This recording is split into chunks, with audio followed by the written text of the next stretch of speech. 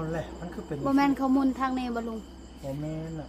นี่มันทางนี้ก็มุนออกเฮาเมื่อกี้นี้คือได้เนาะ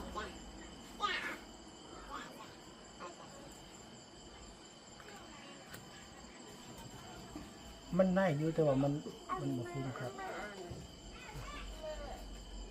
โอ้ยหลายมันคือเป็นจังซี่ อ่าแล้วว่าลูกจูอัน เอ้า นั้น คือได้ บ่ได้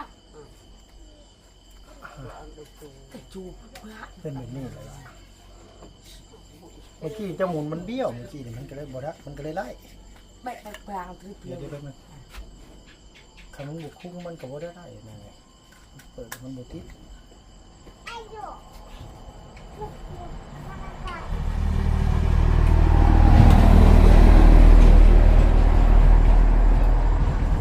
บ่ย่านเนี่ยเนาะเป็นย่านไส้ไปนี่แหละมันตกใส่หัวนะมันบ่แน่ เด้ได้แล้ว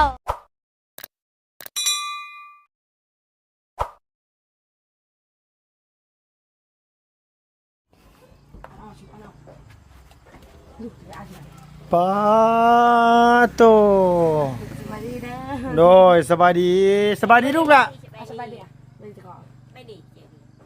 บ่สบายดีก็บ่สบายดีหรอกบ่ต้องสบายดีฉัน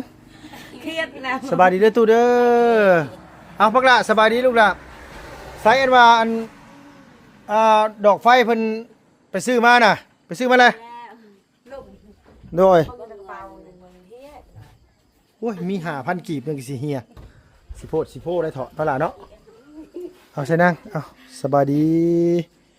หมุนกระเบี้ยวปิกสิ่งอยู่โอ้ยหมุนได้เด้บัดนี้เนาะหมุนก็ยังบ่เป็นแบบนี้หลายๆมันอันดอกแค่มันยังขาดน่ะเวลาหมุนน่ะเนาะเอามาจับนี่ก่อนมาพี่มาจับพี่มาลุงเช็ดให้บ่ทันได้เปิดนะว่าดอกไฟ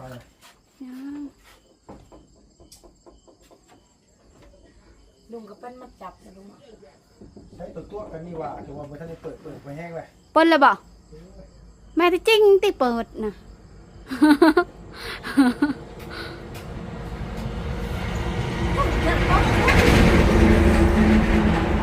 อาละฮอนจับทำตู้ไปฟังนั้นดังนะ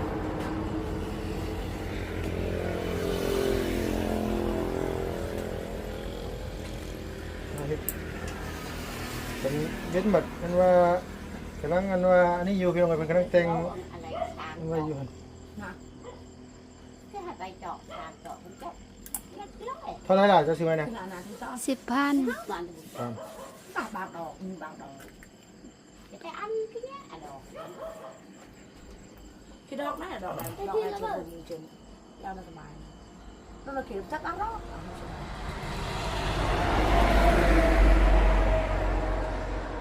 โอ้ยด้านในเป็นเป็นที่บ้านตะคมตะคมลำน้อง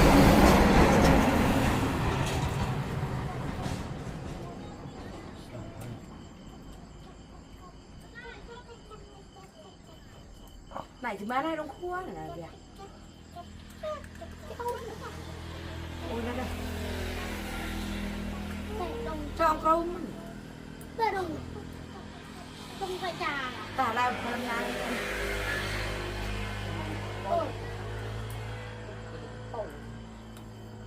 อันแก่เอาเมื่อไรก็บนเอาได้โอ้ยเอาเสือตั้งกาฮะ พี่เขายากกันบ่เว้ยเนาะ ละ มือไปตุ้ยอารัดเกิดสะเดา เป็นยังกินนั่ง ป้า ต้องไป ป้า ปลา ดู ซื้อปลามากินบ่ ซื้อปลาทูมาแต่ไปซื้ออันนี้แล้วก็ซื้อเลย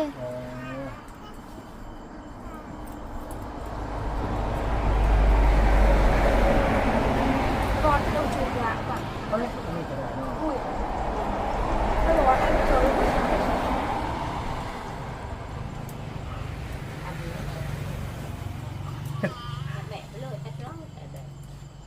เปล่าตัวบอลตัว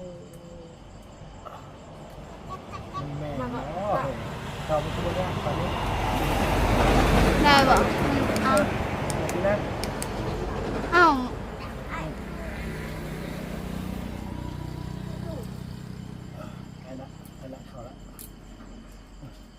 จะกอง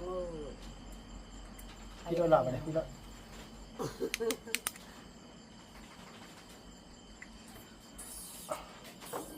ลูกหลานมานั่งน้ำก็ต้องหอบอันว่าโซลาเซลล์มา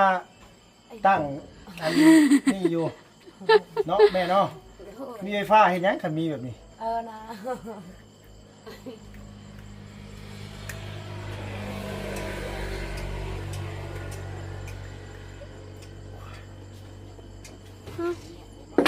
แบตเตอรี่ลุงมดเนาะแบตเตอรี่ออนนะแบตเตอรี่มันออนโดย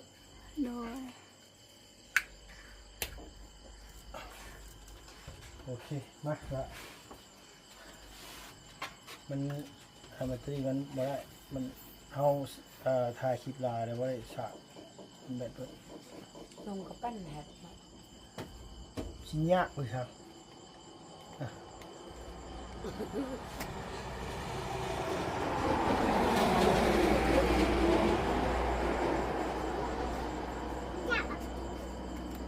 เอาเลยมันคือเป็นบ่แม่นเขามุนทางในบ่ลุงบ่แม่นอ่ะทางไหนกับมุนอ้อเมื่อกี้นี้คือได้เนาะ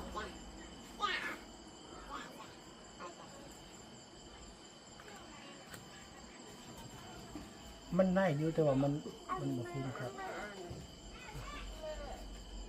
โอ้ยหลายมันคือเป็นอย่างนี้เดี๋ยวลูกครูอันนั้นคือได้มาแล้วจูเป็นแบบนี้เลยเมื่อกี้เจ้าหมุนมันเบี้ยวเมื่อกี้นี่มันก็เลยบ่ได้มันก็เลยไล่ไม่กลางถือเปลี่ยนเดี๋ยวมันขนมบุกคุ้งมันก็บ่ได้ไล่นั่นแหละเปิดมันบ่ติด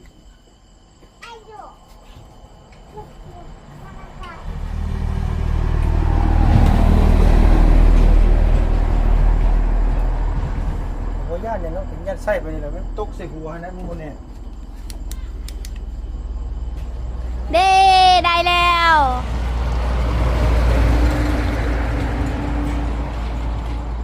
มันบ่ค่อยแน่อยู่นั่นๆนะโดยแต่มันต้องนะลูกหลานโดยแต่ว่ามันได้นะได้แต่ว่ามันบ่แน่นเว้ยเอาสบายดีเด้อพี่น้องเด้อมาเฮ็ดไฟให้สลอกแค่พี่น้องเอ้ยมันบ่หุงกำลังแต่งกินอยู่เอาสบายดีโดยสิแลมืดจะคืออยู่เดียวมาอันว่านี่ก็ได้บางเทื่อก็เพื่อเอาอยากรับแล้วเอาพรวิไลจะรักอยากรับบ่ลูกสินอนล่ะพุ่นโดยโอเคเมื่อเลยตู้เด้ออันว่าเพิ่นกำลังอันว่าซอยสิ้นไว้อยู่พี่น้องเอ้ยแม่นโดยโอเคนั่นล่ะไปเฮ็ดกับข้าวมาให้ตู้แม่แล้วกินซะโดยแบตเตอรี่ก็สิเบิดแล้วหุงแล้วบัดนี้แจ้งหูแจ้งตาแล้วล่ะบัดนี้นะใครก็มืดคุ้มมืดตื่นตาอยู่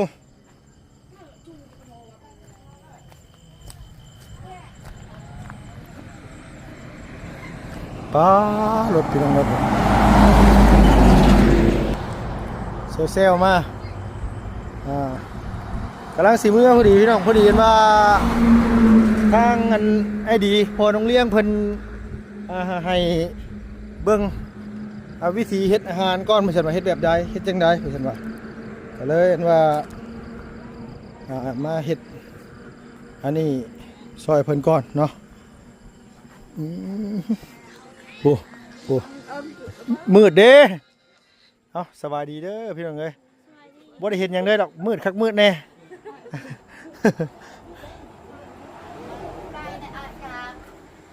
โอ้แค่คนยังไงไอ้ปลาแมงคอยโต๊ะกินได้อะอันไหนมีหยังเพราะเรากินบ่ได้งัวเนี่ยให้เราปิ้งก็ได้กินกันหน่อยพ่อบ่แม่นเราบ่กินเนี่ยเราบ่กินน้ำมันปิ้งไว้แล้วปิ้งไว้แล้วเดี๋ยวหน่อยก็หิวเนี่ยโดย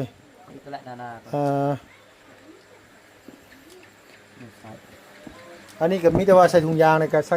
ถังน้ำก้อนนี่ไว้ทำไมมีปิ้งในแกงจ๊กบ่เตียวอันว่ามาปิ้งนี่ให้อันว่าตุพ่อแน่กูมีเอ้ย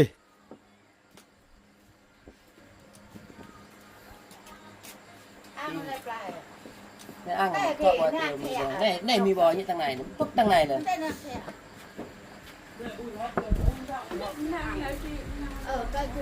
anh ta sai sai được nè mẹ lai người hại ฮะเป็งนัวมีสำนีบ่เป็งนัวบ่อื่นต้องไปซื้อใหม่ได้เป็งนัวพ่อต้องเดี๋ยวอันนี้ดอกมีแต่ว่าอันคันมันบ่นี่ก็เดี๋ยวเฮาเล่น นี่ดังปาก เอออ๋อคันว่านั่นก็ตุพอแล้วกินปลาบ่ด้วยเลย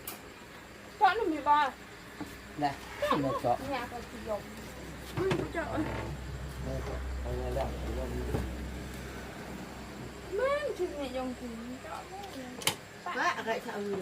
นอนอยู่เทิงเฮือนมีไฟฟ้าแล้วบ่มีพัดลมบ่จังได้อันบักกระดาษวีคือเก่า บ่มีพัดลมหรือว่า โอ้ยซื้อให้เลยนางเอ้ย để đấy rồi lắm อันละ180,000 190,000นึงดอกอันของเวียดหั่นน่ะซื้อมาให้เราใช้แน่ đấy sông sen 200,000ปลายบ่เดี๋ยวนี้ ờ เออ sông sen โดย thì có mang sông sen ha เอาบ่มักบ่สักใส่แล้วบ่เป็นเนื้อเกลือใส่แล้วบ่ซื้อสองอันแล้วแม่อันหนึงพออันหนึงพอดม โดยซื้อมา2อันโลด ตัวนี้เฉพาะฮักแขกนี่ ครับแขกอยู่ข้างล่างบ่ อีห่างเด้อีห่างอะมืออัน โดย เด้อตัวเย็น ผัดมาพี่ได้ผัด โอ้ยเจ้าอย่าไปซาพอไก่เด้พอไก่แล้วแกล้งเจ้าเด้น่ะลูกเว้ย เอ๊ะ พอไก่แล้วแกล้งเจ้า นี่พ่อนี่กับแม่นี่เห็นมีโทรทัศน์เด่นโอ้ยเบิ่งนี่โทรไปก้าวไปย่างนี่ไปอองกองมีกับชาววีไปอองพึ่งอยู่แคมป์คนโอ้ยอีนี่แหละแล้วมักรีโทรทัศน์นี่ป้าเบิ่งแล้วมักแค่เราจะมักชงคามแล้วคุณชงคาม ทิพย์ว่า อ่า ต้องมีขี้น้ำเลยเอา ทิพย์ดีทีแต่ยังรุ่ม ขี่ไปเบิ่งอยู่ไสน่ะ อยู่กินเค็มกินย่างกินย่างคุณเผาย่าง ย่างไปเบิ่ง หมดบ้านนี่เลย ไฟฟ้ามีแล้วก็ซื้อมาเบิ่งเท่านั้นแหละพอวันนี้นะ โดย หน่วยหนึงเท่าไหร่บุนี่โทรทัศน์หน่วยหนึงก็บ่แพงนะ4-5 ล้านนี่ก็มี สำนั้นแหละ4-5 ล้าน 3-4 ล้านก็มีดีเลย ตามร้านก็มี โดย เอารุ่นใหญ่ๆกับ5 ล้านนั่นนะ รุ่นน้อยปานใดสิเบิ่ง โดย นี่อายะนี่บ่มักชำได้จะมักโทรทัศน์เห็นเลย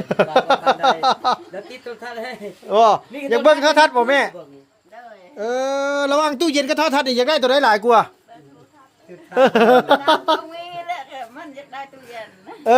ว่าเฮ้ยแบบนี้นี่บ่ได้มีตู้เย็นแช่ได้เนาะไอ้ดีเนาะ แม่น ตามใจบ่มีอัน เฮือนเซาล่าตู้เย็นเรายังมักงามหนึงแล้วบ่ได้มีได้ใส่ได้ไปขอเรามาใส่ไปแล้วบ่ได้ใส่หยังฮะงามบ่ เย็นเราเลย อยากได้บ่ซื้อเอาน้องเอ้ยขายมันปีหน้าก่อนมันบ่มีตู้เย็นก็สิแล้วพี่น้องเอ้ยซื้อน้ำก้อนมาแช่เอานี่น่ะไล่ไฟแล้วก็ยังขาดตู้เย็นบาดนี่ยังขาดโทรทัศน์ว่าซั่นว่า ช่องย่าง โดยได้ตู้เย็นได้โทรทัศน์นี่ก็โอเคเลยเนาะพ่อเนาะยามมื้อแลงพอได้เบิ่งข่าวเนาะยามมื้อเช้าก็เบิ่งบานนะบัดนี้บานเตะช่วงนี้บานโลก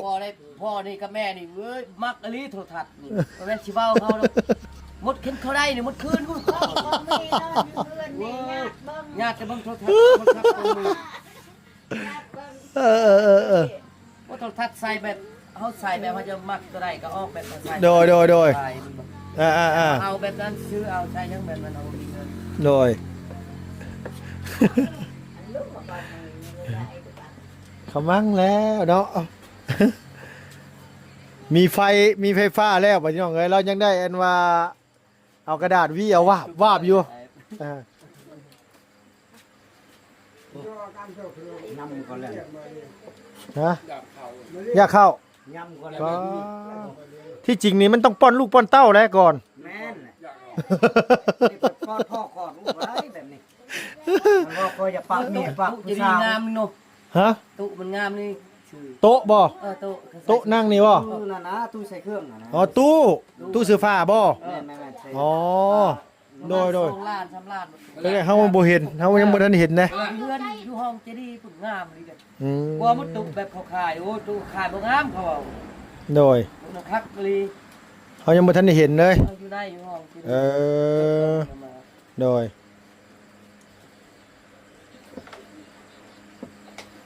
นี่ก็น่าจะพอกินอยู่ดอกพี่น้องเอ้ยแบบว่าพอมันย่อเทื่อเดียวเนาะดีเนาะ แม่น เฮ าเฮ็ดแล้วเฮาย่อเทื่อเดียวเฮาบ่ได้ย่อหลายเทื่อคันว่าขึ้นเฮือนขึ้นชานนี่ก็ยังว่าแค่คนมาบ่พอกันนะพ่อเนาะอันนี้มันมาพร้อมกันย่อแล้วก็คือนี่โดยใบคูณใบย่อเตรียมมาแล้วบ่ ยังบ่มีแล้วใส่ก็ยังบ่มีกับจิบเข้ากับน้ำ บ่มีก็มีแต่ว่าบื้นเช้าโอ้ตื่นแล่นไปแสดงทันอยู่บ่เขาสิเปิดแต่เช้าอยู่บ่แสดงวะ เปิดแต่เช้าอยู่ เปิดแต่เช้าอยู่บ่คันบ่มีก็บ่เป็นหยังไอ้ดีเอ้ยบ่มีก็มีแต่อ้ายเอาใบคูณใบย่อ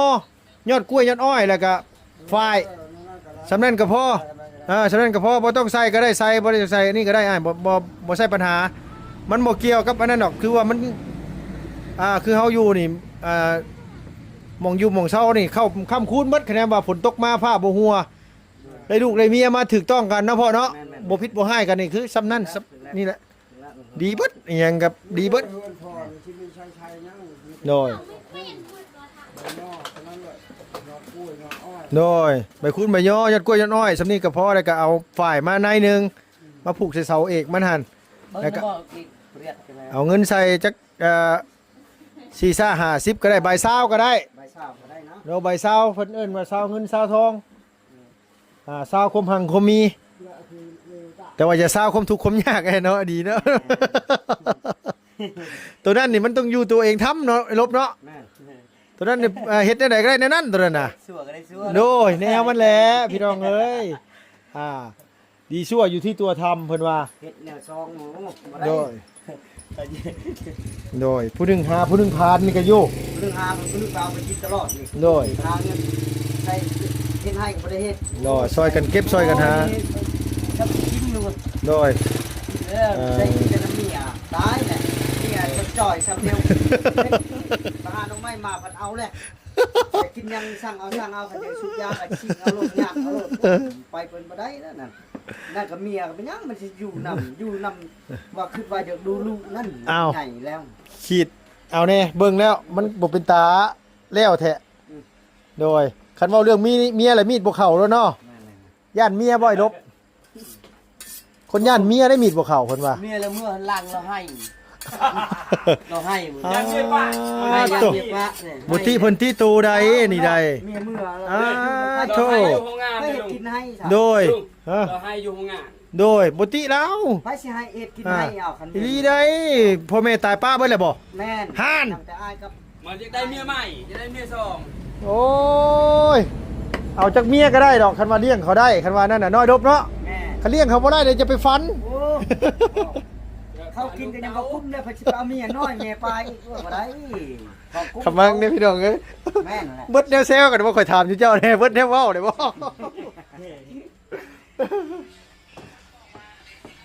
หลายเติบพี่น้องเอ้ยประมาณ5โลเนาะไอ้ลบเนาะ แม่น ประมาณ5โล แล้ว เราเติบเลย โดยมีแต่ว่าเอาถุงยางมาใส่มีแต่เอาถุงยางมาใส่แล้วก็เอาใส่ตู้เย็นไว้เมื่อนั้นใส่น้ำแข็งไว้แล้วก็เอาเสือกมามัดไว้เด้อบ่แม่นหยังหมามันหลาย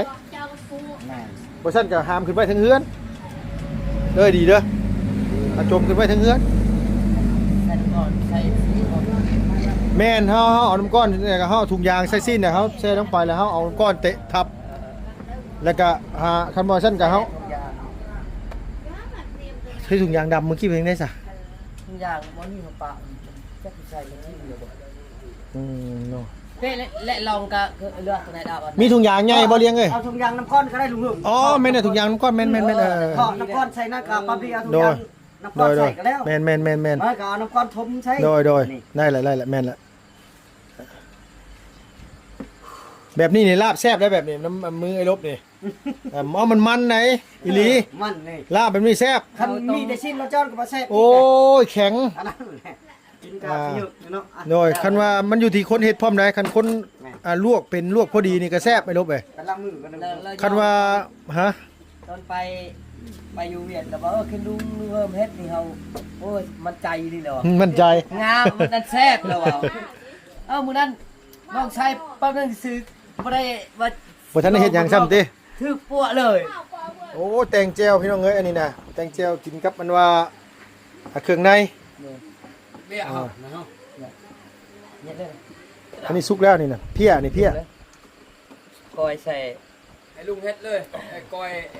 เป็ด โอ้ย บ่ให้ที่ซอยนี่ให้ ซอยกินโนดอะไร พอปลาไก่เอาออกมานำก่อนก็ใส่ตัวนี้นี่ โดย ซอยตัวนี้ เอาออกได้พอไกลอันว่าเทน้ำก้อนอันว่าเอาถุงน้ำก้อนออกมาอันแกะเอาเด้อถุงน้ำก้อนเด้อเอ่อ ซอย แกะเอา โอ้โหเขามาตายเลย เฮ็ดไอ้เพี้ยวเลย เลี้ยงเอาถ้วยมาลูกหลาไป เขาตัดเอานี่ลูก บ่ตัดได้อยู่ถ้วยบ่ตัดออกได้ตัด อ เอา ย่าตัด หู ไม่ มัน ได้ น่ะ มันเขาอันนั้น อ่ะพี่น้องเอ้ยอันนี้เพิ่นกำลังสิเฮ็ดกินนั่นว่าตอนแรงว่าฉันกับข้าวตอนแรงใส่มัดได้พอไกลอ่ะหมุนแล้วก็มัดเลยโดย